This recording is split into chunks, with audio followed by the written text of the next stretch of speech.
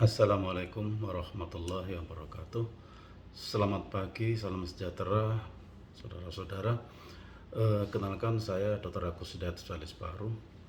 Dalam beberapa saat ini saya ingin menyampaikan bahwa penyakit COVID memang sudah mewabah dan menjalar ke semua usia masyarakat, baik tua maupun muda.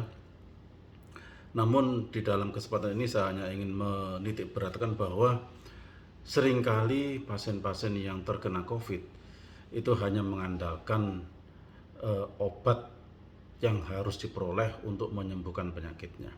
Berbagai macam obat yang dipromosikan baik melalui teman-teman, melalui media-media yang lain, bahkan herbal apapun ditawarkan untuk menyembuhkan penyakitnya.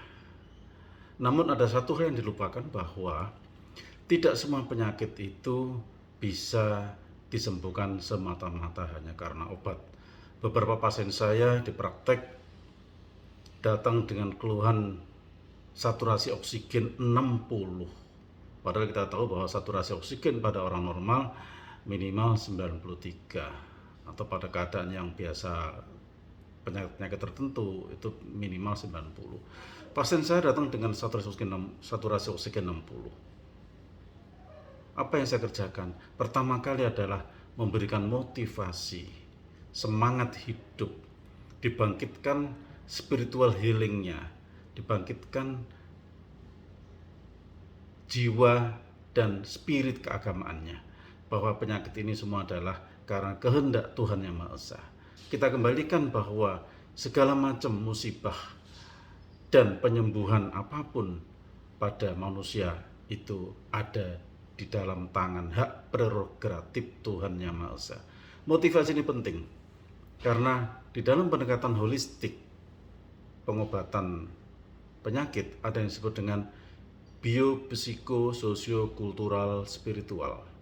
Kalau hanya mengandalkan obat itu masih menginjak pada biologis atau organ. Dan organ yang sakit diobati dengan obat-obat, baik mengenai obat farmakologi, farmakoterapi maupun obat-obat non-farmakologi ya. Nah, seringkali kita melupakan faktor biopsiko-sosial kultural spiritual, bahwa psiko, kejiwaan, spiritual juga mempunyai andil di dalam kesembuhan pasien. Makanya saudara-saudara, jangan khawatir, jangan cemas bila Anda atau keluarga Anda atau tetangga Anda yang mempunyai sakit. Paling tidak kita bisa memberikan suatu dorongan bahwa jiwa harus tetap tenang, hindari stres, hindari emosi, perbanyak zikir kepada Tuhan sesuai dengan agamanya masing-masing. Ya. Dengan kekuatan mental inilah maka akan meningkatkan imun. Ada suatu teori yang disebut dengan teori stres ya, banyak di dalam buku-buku kepustakaan maupun jurnal maupun textbook kedokteran, bahwa stres atau emosional akan mempengaruhi imun sistem yang ada dalam tubuh manusia. Nah, imun sistem akan mempengaruhi kerentanan terhadap infeksi. Secara umum teorinya begini, bila seseorang itu stres atau emosi, maka akan terjadi perubahan hormonal di dalam tubuhnya. Perubahan hormonal ini akan mempengaruhi ketahanan sistem imunnya terhadap serangan kuman penyakit. Baik kuman itu berbentuk bakteri atau maupun virus. Dan virus yang sekarang dikenal adalah virus COVID-19. Makanya saudara-saudara, jangan hanya semata-mata obat. Obat juga penting sebagai suatu sarana, sebagai suatu wasilah untuk pengobatan. Namun jangan dilupakan bahwa ketahanan emosi, kekuatan iman, dan selalu bersikap sabar, tawakal, dan pasrah kepada Allah SWT, kepada Tuhan Yang Maha Esa, itu akan meningkatkan imun. Dengan mengendalikan stres, dengan mengontrol emosi, maka sistem imun kita akan semakin kuat. Dan sistem imun yang kuat akan bisa atau mampu melawan serangan virus maupun bakteri pada tubuh kita ya. Saudara-saudara yang saya hormati, di dalam Al-Quran dikatakan, wa nunazzilu minal Qur'ani ma huwa syifaa'un wa rahmatul lil mu'minin. Dan dialah Allah Tuhan yang Maha Kuasa, yang Maha Esa, menurunkan Al-Quran sebagai obatnya.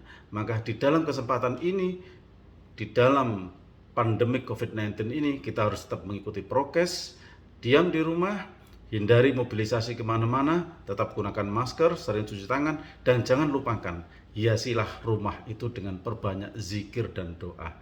Wakhususon, perbanyak zikir Al-Quran, perbanyak zikir sholawat istighfar. Ini adalah suatu kesempatan bagi kita bahwa Allah ingin melihat di dalam keadaan musibah dan bala seperti ini, di mana hamba-hambanya yang istiqomah di dalam mengingat akan kebesaran Tuhannya. Demikian saudara-saudara, mari kita tingkatkan iman kita kuatkan ketahanan mental kita, kuatkan spiritual kita dengan perbanyak zikir, sabar, semangat, kuat. Insya Allah kita akan mampu mengatasi segala macam penyakit. Rakyat sehat, Indonesia kuat. Wassalamualaikum warahmatullahi wabarakatuh.